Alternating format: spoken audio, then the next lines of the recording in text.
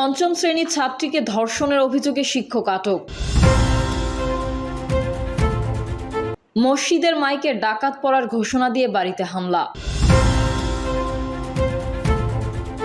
জানাবো জাতীয় নির্বাচন নিয়ে গোলকধাঁধা এবং সর্বশেষ জানাবো সমন্বয়ক পরিচয়কেও অন্যায় করলে ব্যবস্থা নেওয়ার অনুরোধ হাসনাতের। এতক্ষণ শুনছিলেন সংবাদ শিরোনাম, এবারে বিস্তারিত। তবে তার আগে অনুরোধ থাকবে আমাদের চ্যানেলটি সাবস্ক্রাইব করে বেল আইকনটি ক্লিক করুন। পঞ্চম শ্রেণীর ছাত্রীকে ধর্ষণের অভিযোগে শিক্ষক আটক। ঠাকুরগাঁওয়ে পঞ্চম শ্রেণীর এক ছাত্রীকে ধর্ষণের অভিযোগ উঠেছে। এই ঘটনায় অভিযুক্ত শিক্ষক মোজাম্মেল হক মানিককে আটক করেছে পুলিশ। বর্তমানে ওই ছাত্রী ঠাকুরগাঁও জেনারেল হাসপাতালে চিকিৎসাধীন রয়েছেন। ভুক্তভোগী ছাত্রীর পরিবারের অভিযোগ, বিদ্যালয় বন্ধ থাকলেও ওই বিদ্যালয়ের সহকারী শিক্ষক মোজাম্মেল হক মানিক শিশুদের প্রাইভেট পড়ান। প্রতিদিনের মতো প্রাইভেটে যায় ওই ছাত্রী। এই সময় সুযোগ বুঝে একটি কক্ষে নিয়ে তাকে ধর্ষণ করে পালিয়ে যায় ওই শিক্ষক।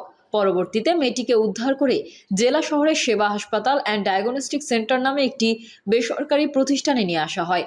গোপনে চিকিৎসা দেওয়ার চেষ্টা করার কথা জানতে পেরে সাংবাদিক কর্মীরা সেখানে ছুটে গেলে দ্রুত শিশুটিকে জেনারেল হাসপাতালে হস্তান্তর করে প্রতিষ্ঠান কর্তৃপক্ষ।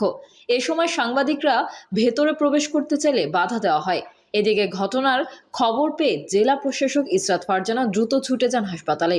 ঘটনা পর্যালোচনা করে ভুক্তভোগীকে সহায়তার পাশাপাশি দোষী ব্যক্তিকে আইনের আওতায় আনার ব্যবস্থা নেওয়ার কথা জানান। ঠাকুরগাঁও 250 শয্য জেনারেল হাসপাতালের আবাসিক medical officer doctor Rakibul Alam জানান, ধর্ষণের অভিযোগে একটি শিশু হাসপাতালে ভর্তি হয়েছে। আমরা প্রাথমিক চিকিৎসা দিয়েছি এবং এই ঘটনার প্রেক্ষিতে ডাক্তারি পরীক্ষা নিরীক্ষা চলছে। ওই শিশুটিকে হাসপাতালে ভর্তি হয়ে রয়েছে। এ বিষয়ে বিদ্যালয়ের প্রধান শিক্ষক আরেফা খাতুন বলেন, বিদ্যালয় বন্ধ আছে, আমরা কাউকে কোচিং করার অনুমতিও দেইনি। আমি ওই শিক্ষকের সাথে যোগাযোগ করার চেষ্টা করেছি, কিন্তু তার মুঠোফোন বন্ধ। আমি বিস্তারিত জেনে আমার শিক্ষা অফিসারকে অবগত করব। মসজিদের মাইকে ডাকাত পড়ার ঘোষণা দিয়ে বাড়িতে হামলা। নারায়ণগঞ্জের সোনারগাঁয়ে মসজিদের মাইকে ঘোষণা দিয়ে একটি বাড়িতে হামলা চালিয়েছে এলাকাবাসী। ওই বাড়িটি ছিনতাইকারীর দাবি করে এই হামলা চালানো হয়। রাতে 8 গ্রামের বাসিন্দারা একত্রিত হয়ে উপজেলার মোগরাপাড়া ইউনিয়নের দমদমা গ্রামের জাহিদ ও মেহেদির বাড়িতে এই হামলা চালান। তবে হামলার সময় বাড়িতে কেউ ছিলেন না। এলাকাবাসী অভিযোগ করেন, সোনারগাঁও সরকারি কলেজ ছাত্রলীগের ভিপি জাহিদ হাসান নিলয় এবং তার ছোট ছেলে মেহেদি হাসান দীর্ঘদিন ধরে মোগরাপাড়া ও আশেপাশের এলাকায় ছিনতাই করে আসছিলেন। তারা প্রায়ই দমদমা কালদরগা রোড, দমদমা ব্রিজ, বড় সাদিপুর, ষোলপাড়া আমতলা, লেবুছড়া, কাবিলগঞ্জ সহ বিভিন্ন এলাকায় পথচারী ও ভাড়াটিয়াদের অস্ত্রের মুখে জিম্মি করে সর্বস্ব লুট করে নেন। আবদুল্লাহ নামের স্থানীয় এক বাসিন্দা বলেন, প্রতিদিন গড়ে অন্তত 5 থেকে 7টি ছিনতাইয়ের ঘটনা ঘটে এখানে।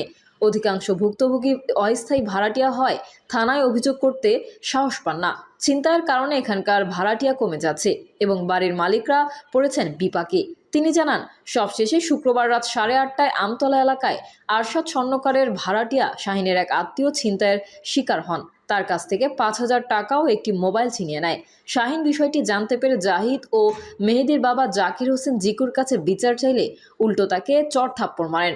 পরে রাতে ষোলপাড়া মসজিদের তারাবির নামাজ শেষে শাহিন মুসল্লিদের বিষয়টি জানান। পরে ক্ষুব্ধ হয়ে এলাকাবাসী মসজিদের মাইকে ডাকাত পড়ার ঘোষণা দিয়ে তাদের বাড়িতে হামলা চালান। এ বিষয়ে সোনারগাঁও থানার ভারপ্রাপ্ত কর্মকর্তা মোহাম্মদ আবুল বারি জানান, এলাকায় ডাকাত পড়েছে মাইকে এমন ঘোষণার খবর পেয়ে পুলিশ ঘটনাস্থলে যায়। পরে অভিযুক্ত ছিনতাইকারীদের গ্রেফতারের আশ্বাস দিয়ে এলাকাবাসীকে শান্ত করা হয়। আমরা অভিযুক্তদের গ্রেফতারে বিভিন্ন স্থানে অভিযান শুরু করেছি।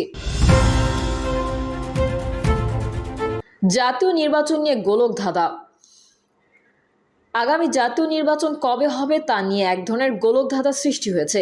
ফ্যাসিস্ট শেখ হাসিনার পতনের পর সেনাপ্রধান ওয়াকারুজ্জামান এক সাক্ষাৎকারে 18 মাসের মধ্যে নির্বাচন হওয়ার কথা বলেছিলেন।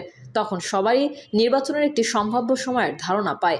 গত ডিসেম্বরে জাতির উদ্দেশ্যে এক ভাষণে অন্তর্বর্তী সরকারের প্রধান উপদেষ্টা ডক্টর মোহাম্মদ ইউনূস এই বছরের ডিসেম্বর বা 2026 সালের মার্চের মধ্যে নির্বাচন করার কথা বলেন। এর 2-1 দিন পর প্রধান উপদেষ্টার প্রেস সচিব এক সংবাদ সম্মেলনে বলেন, নির্বাচন 2026 সালের জুনের মধ্যে নির্বাচন হবে বলে উল্লেখ করেন। বিএনপি ও তার সমমনা দলগুলো দ্রুত নির্বাচনের জন্য সরকারের প্রতি বারবার আহ্বান জানিয়ে আসছে। তারা সরকারের কাছ থেকে একটি সুনির্দিষ্ট নির্বাচনী রোডম্যাপ চায়। ডক্টর মোহাম্মদ ইউনূসও বলেছিলেন, নির্বাচনী ট্রেন চলতে শুরু করেছে। অল্প কিছু সংস্কার করে নির্বাচন অনুষ্ঠিত হবে। তবে সরকারের পক্ষ থেকে নির্বাচনের সুনির্দিষ্ট তারিখ বা সময় উল্লেখ করা হচ্ছে না। সম্প্রতি প্রধান উপদেষ্টা ডক্টর মোহাম্মদ ইউনূস বলেছেন, আগামী ডিসেম্বরে নির্বাচন হবে। সেনাপ্রধান এর সাথে একমত পোষণ করেছেন। তবে সম্প্রতি বিবিসির সাথে এক সাক্ষাৎকারে প্রধান উপদেষ্টা বলেছেন, আগামী ডিসেম্বর থেকে মার্চের মধ্যে নির্বাচন হবে। যুক্তরাষ্ট্র ভিত্তিক মানবাধিকার সংগঠন রাইট টু ফ্রিডমের প্রেসিডেন্ট উইলিয়াম বি মাইলামের সঙ্গে সাক্ষাৎকারে তিনি বলেন, এবছরের ডিসেম্বর বা আগামী বছরের জুনের মধ্যে নির্বাচন হবে। প্রধান উপদেষ্টা ডক্টর মোহাম্মদ ইউনূস এভাবে এক এক সময় এক এক কথা বলায় নির্বাচন অনুষ্ঠান নিয়ে এক ধরনের ধোঁয়াশা সৃষ্টি হয়েছে। তার কথার মধ্যে কোনো স্থিতি নেই। এটি নিঃসন্দেহে সিদ্ধান্ত গ্রহণের দ্বিধা প্রকাশ করে। কথার এই হেরফেরের প্রধান উপদেষ্টার ইমেজের জন্য ক্ষতিকর, অন্তর্বর্তী সরকারের দুর্বলতাও প্রকাশ করে। অথচ ডক্টর মোহাম্মদ ইউনূস একজন দৃঢ়চেতা ও সর্বজন গ্রহণযোগ্য ব্যক্তিত্ব। বিশ্বে তার গ্রহণযোগ্যতা প্রশ্নাতীত। তিনি যখন অন্তর্বর্তী সরকারের প্রধান উপদেষ্টার দায়িত্ব নেন, তখন যুক্তরাষ্ট্র সহ তাবৎ বিশ্ব কিভাবে তাকে গ্রহণ ও শ্রদ্ধা করেছে তা দেশের মানুষ দেখেছে। এটা আমাদের জন্য এক গৌরবময় অধ্যায়ের সূচনা করে। দেশের মানুষের আশা, ফ্যাসিস্ট শেখ হাসিনার সকল রাষ্ট্র কাঠামো যেভাবে ধ্বংস করে গেছে, তা পুনর্গঠন ডক্টর মোহাম্মদ ইউনূসের পক্ষেই সম্ভব। ফ্যাসি বিরোধী সকল রাজনৈতিক দলেরও তাকে অকুণ্ঠ সমর্থন দিয়েছে এবং দিয়ে যাচ্ছে। তারা সরকারকে নিজেদের মনে করে তাকে ব্যর্থ না হতে দেওয়ার অঙ্গীকার করে। সরকার যখনই কোনো সমস্যা ও ষড়যন্ত্রের মধ্যে পড়েছে, তখনই দলগুলো পাশে দাঁড়িয়েছে। বলা বাহুল্য, অন্তর্বর্তী সরকারের নির্দিষ্ট কোনো মেয়াদ নেই। এর স্থায়িত্ব কতদিন হবে সরকারও তা নির্দিষ্ট করেনি। তবে সরকার গঠনের পরপর সেনাপ্রধান ওয়াকারুজ্জামান 18 মাসের মধ্যে নির্বাচনের কথা বলে সরকারের একটি সময়সীমা ধারণা দেন। এখনও তিনি এই সময়সীমার মধ্যে দৃঢ় রয়েছেন। ইতোমধ্যে সরকারের 7 মাস অতিক্রান্ত হয়েছে। এই 7 মাসে 11টি সংস্কার কমিশন গঠন এবং সেগুলোর অধিকাংশের প্রতিবেদন সরকারের কাছে জমা দেওয়া হয়েছে। এই নিয়ে রাজনৈতিক দলগুলোর মধ্যে আলোচনা হবে। কোনো রাজনৈতিক দল চায় পুরো সংস্কার শেষ না করে নির্বাচন দেওয়া যাবে না। বৃহৎ দল বিএনপি বারবারই বলে আসছে, প্রয়োজনীয় সংস্কার করে দ্রুত নির্বাচন দিতে হবে। বাকি সংস্কার নির্বাচিত সরকার এসে করবে। দলটির যুক্তি, নির্বাচন যত বিলম্ব হবে সরকার তত বেশি সমস্যার মুখোমুখি হবে। নির্বাচিত সরকার ছাড়া দেশের আইন শৃঙ্খলা সহ সার্বিক পরিস্থিতি সামাল দেওয়া সম্ভব হবে না। সরকারও নির্বাচন নিয়ে একবার ডিসেম্বর টু মার্চ, আবার ডিসেম্বর টু জুন বলে এক ধরনের ধাঁধা সৃষ্টি করে ফেলেছে। কথার মধ্যে কোনো ধারাবাহিকতা নেই। এতে সরকারের মধ্যে সমন্বয়ের অভাব এবং দ্বিধাগ্রস্ততা প্রকাশিত হচ্ছে। দেখা যাচ্ছে, কোনো দল দ্রুত নির্বাচনের কথা বললে সরকার ডিসেম্বরে নির্বাচনের কথা বলে। আবার নতুন একটি দল যখন বলল এই বছর নির্বাচন অনুষ্ঠান সম্ভব নয়, তখন সরকার আবার আগামী মার্চে বা জুনে নির্বাচনের কথা বলেছে। এর মধ্যে যদি কিন্তুর এক অনিশ্চয়তা রেখে দেওয়া হয়েছে,